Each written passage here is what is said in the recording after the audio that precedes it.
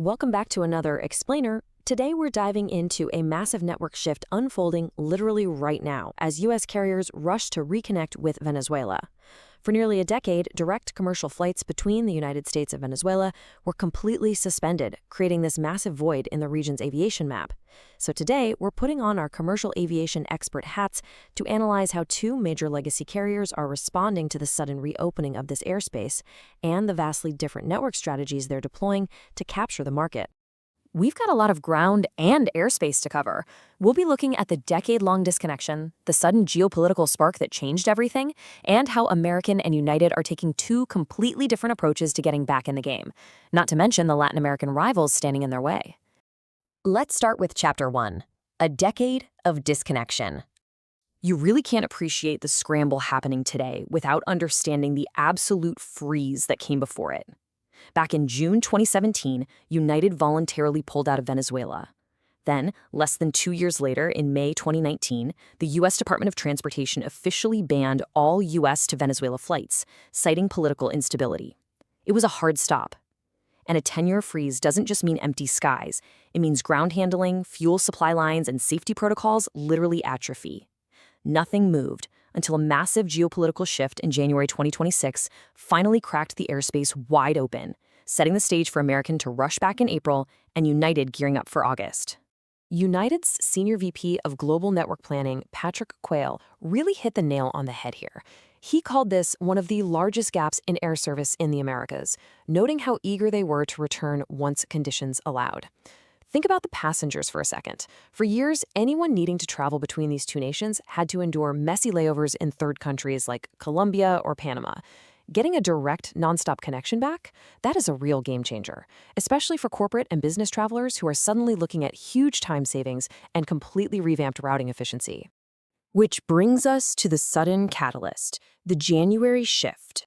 So what actually flipped the switch? Well, the geopolitical landscape completely shifted in late January 2026 when a U.S. military operation resulted in the capture of former Venezuelan President Nicolas Maduro. Now, strictly looking at the timeline of events here, this ushered in a new era of relations between Washington and Caracas. Right after that, President Trump ordered U.S. Transportation Secretary Sean Duffy to reopen Venezuelan airspace. The DOT moved incredibly fast, officially clearing the way for commercial air travel to resume. And the airlines didn't waste a single second. Let's look at American Airlines returning first. American was absolutely the fastest out of the gate. On April 30th, 2026, they officially touched down back in Caracas, reestablishing a nonstop link straight from their massive Latin American gateway down in Miami. From a pure commercial aviation standpoint, being the first mover here is huge. It lets you immediately scoop up that pent-up demand and test the waters of a newly developing market. And they know this market incredibly well. I mean, from 1987 all the way to 2019, over 3 decades, American flew routes to Venezuela before ties were severed.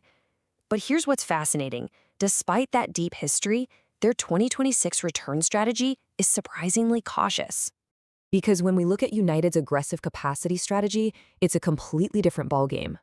United is scheduled to restart their historical service out of Houston on August 11th. But the destination isn't the big story here. It's the equipment. They're going all in with the Boeing 737 MAX 8. As an aviation expert, the why here is obvious. The MAX 8 offers incredible fuel efficiency, phenomenal range, and stellar operational economics. It lets United confidently scale up their capacity. Plus, flying out of a massive fortress hub like Houston means they can funnel their vast global network of connecting passengers straight down to Caracas. But it's not a walk in the park. Flying a full-size narrowbody in there comes with immense technical challenges. United has to rapidly rebuild heavy ground handling operations and strict safety protocols from scratch to accommodate these larger jets. So we're looking at a classic aviation clash in network planning.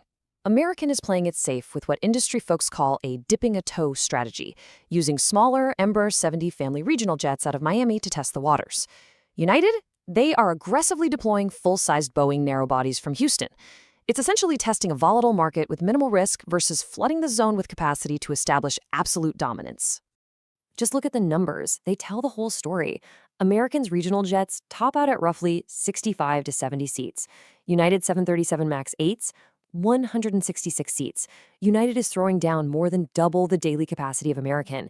That is a massive, highly visible bet on the Houston to Caracas corridor.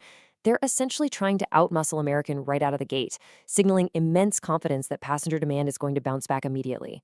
But of course, it's not just a two-horse race. Let's talk about the Latin American competition. To really gauge how this is going to shake out, we can't forget the airlines that kept the region moving during that 10-year dark period. Legacy carriers down in Latin America, like Avianca, Copa Airlines, and LATAM, have been funneling traffic between the US and Venezuela through third cities for years. They've essentially had a captive audience. Now, they are staring down the barrel of direct, nonstop US competition. And to add another layer of complexity to the route map, Venezuela's own Laser Airlines is making renewed attempts to establish their own passenger service straight to Miami. So, as this massive gap in the Americas finally closes up, the entire industry is on the edge of its seat.